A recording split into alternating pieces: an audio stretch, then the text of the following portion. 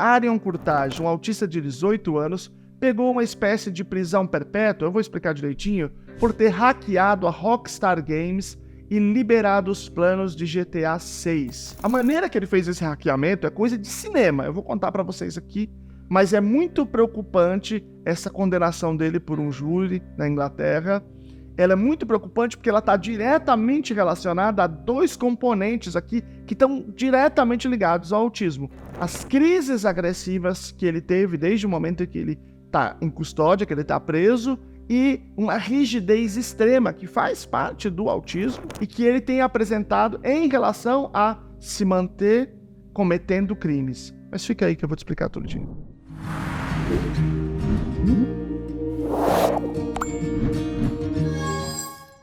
Meu nome é Luciano Lacerda, sou doutor em Educação pela PUC São Paulo, fiz um pós-doutoramento no Departamento de Psicologia da UFSCar, estudo autismo e práticas com evidência, sou gamer também. Então já zerei aqui os GTAs, né? A maioria dos GTAs. Pra quem não sabe, GTA, o Grand Theft Auto, é um jogo lendário da Rockstar Games, né? Que principalmente a partir do GTA 3 ele revolucionou o mundo dos games, né? GTA 3, San Andreas, Vice City, 4, 5, e ele é o maior jogo que existe no mundo. E assim, o último jogo que saiu, que é o GTA 5, ele já tem mais de 10 anos. Então o GTA 6 está sendo feito por muito tempo, e ele promete ser a maior revolução da história dos games. E aí, o Arion Curtage foi lá e hackeou a Rockstar numa situação que, sinceramente, parece de cinema. Eu vou contar como foi esse hackeamento, parece de cinema, e ele publicou esses dados, e aí foi um pepino, assim, uma grande repercussão, e aí culminou nisso que eu vou contar para vocês agora, né? É o seguinte, o Arion Curtage faz parte de um grupo de hackers, né, de molecada assim, e ele já tinha hackeado eles, né? Tinham hackeado várias outras empresas, Microsoft, Uber, Nvidia. Então, são empresas grandes, empresas de tecnologia. Quer dizer, não é fácil, imagina você hackear Nvidia, que é uma gigante de placa de vídeo, que trabalha com inteligência artificial de ponta. Imagina, não é moleza. Eles hackearam vários desses grupos. E aí, o que acontece é que ele foi colocado em custódia num hotel chamado Travelodge. Ele é inglês, da cidade de Oxford, tá? Então ele foi colocado lá pela polícia em custódia. O Travelodge, gente, é um hotel muito simples, né? Eu tive agora nos Estados Unidos, em Winchester, na Virgínia, eu e o Felipe. Nós fomos lá fazer um curso de comportamento de problemas, justamente. E nós ficamos num Travelodge, lá em Winchester, que é um hotel, assim, super simples, porque é barato, um hotel super simples. Eu não tinha levado chip específico lá dos Estados Unidos, então eu fiquei usando o Wi-Fi lá quando eu tava no hotel do hotel. Pra vocês terem uma ideia, não carregava áudio do WhatsApp, entendeu? Era uma coisa assim, não é um hotel com grande infraestrutura, nada disso. Bom, ele foi colocado num hotel desse, claro que ele tava sob custódia por hackeamento, então tiraram o notebook dele, ele tava com o celular. E um Amazon Fire Stick, que é um negocinho assim, tipo um pendrive que você coloca na televisão, para a televisão se tornar smart. Então é para você acessar streaming, coisa assim.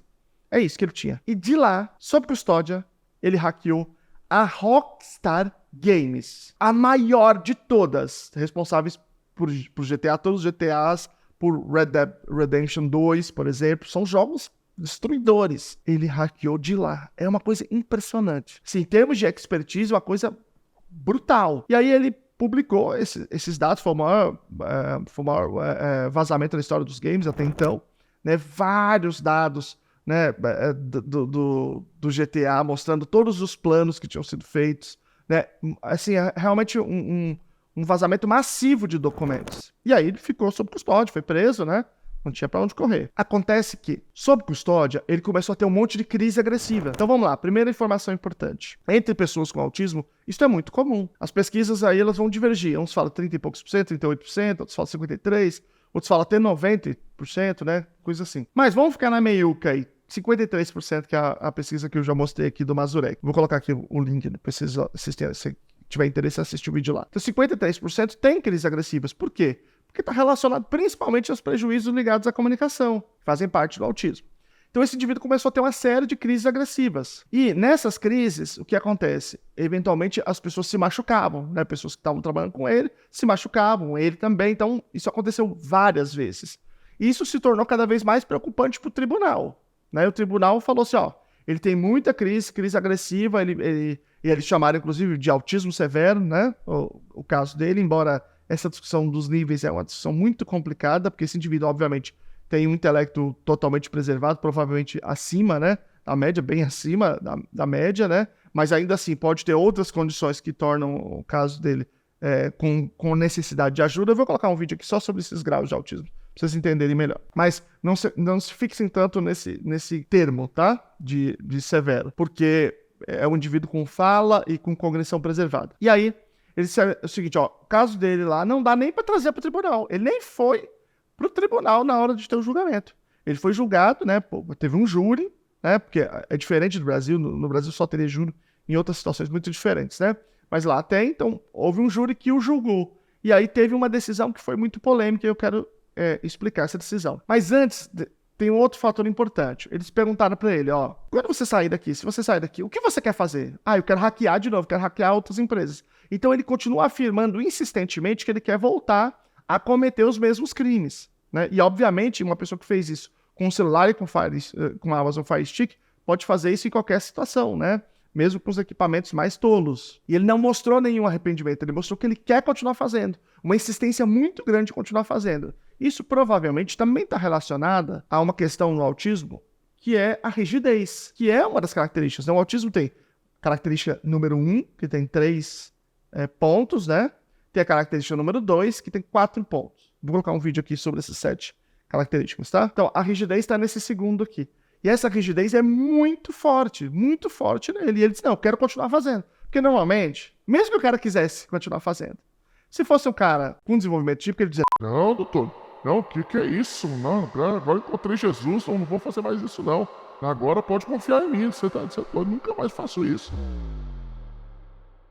Ele ia fazer isso, né? No caso da pessoa com autismo, primeiro que tem muita dificuldade de ter essa dissimulação, né? Partir da perspectiva do outro para entender como é que o outro vai decidir, portanto, falar alguma coisa que seja conveniente, mesmo quando essa conveniência seria vantajosa, seria positiva, né? E, de fato, a rigidez. De fato, não haver um arrependimento, haver uma rigidez por conta dessa condição do autismo. Por conta de tudo isso, o que o tribunal decidiu? Que ele vai ser preso em uma instituição para questões psiquiátricas, né? Para onde vão pessoas que têm um comprometimento psiquiátrico e que essa custódia lá psiquiátrica, ela vai ser por toda a vida, a não ser que os médicos digam o seguinte, agora ele tá bem, não parece que vai cometer mais crime e a gente vai soltar ele.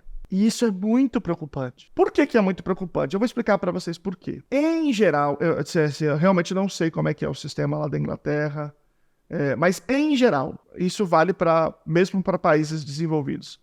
Os lugares, essas instituições em que são enviadas pessoas que cometeram algum tipo de crime, né, com transtornos psiquiátricos, não são lugares que são conhecidos pelo cuidado com esses pacientes, pelo tratamento mais avançado, com maior comprometimento com esse paciente. Então veja, por exemplo, ele tem crises agressivas. Tá bom, isso aconteceu faz muitos meses, por que não teve um tratamento para essas crises agressivas? Tratamento sério. Hoje existe, gente, uma área de pesquisa enorme, com uma efetividade enorme em relação a crises agressivas. O maior pesquisador desse assunto hoje é o Gregory Hanley, inclusive teve 2 vezes aqui já no Brasil, ou seja, publicando em inglês, que é muito mais fácil de acesso lá para eles.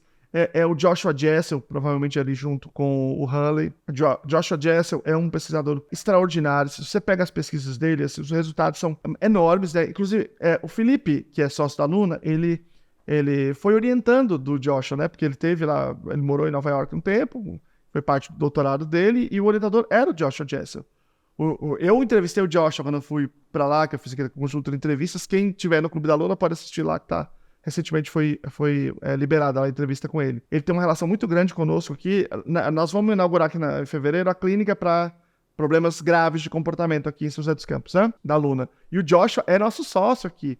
É um cara extraordinário, assim, é uma pesquisa extraordinária que ele tem publicado no mundo inteiro, de acesso mundial, né?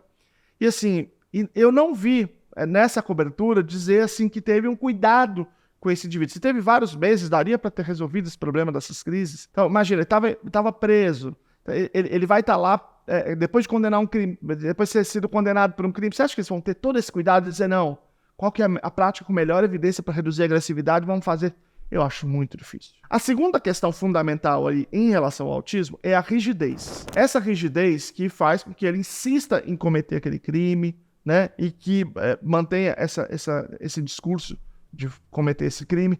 Isso também é possível de se tratar. Então você tem, dentro da intervenção, uma série de ferramentas para endereçar especificamente a rigidez. Agora, isso está sendo feito? Isso vai ser feito nessa instituição? Principalmente instituição que tá recebendo pessoas que cometeram crimes. Eu duvido muito. Então, potencialmente, essa é de fato uma decisão de uma pena perpétua para uma pessoa autista que cometeu sim crime, mas que este engajamento nesses crimes está muito relacionado ao autismo. E cuja falta de oportunidade de poder estar no júri, inclusive, né? Diz respeito também a essas crises agressivas que estão diretamente relacionadas ao autismo. No final das contas, em grande parte, essa situação dele decorre de uma condição neuropsiquiátrica. E é muito temerária que essa decisão inglesa, né, pensando aí que a Inglaterra é um dos países que mais legitima o discurso de direitos humanos, né, é muito temerária que essa decisão tenha sido tomada na Inglaterra.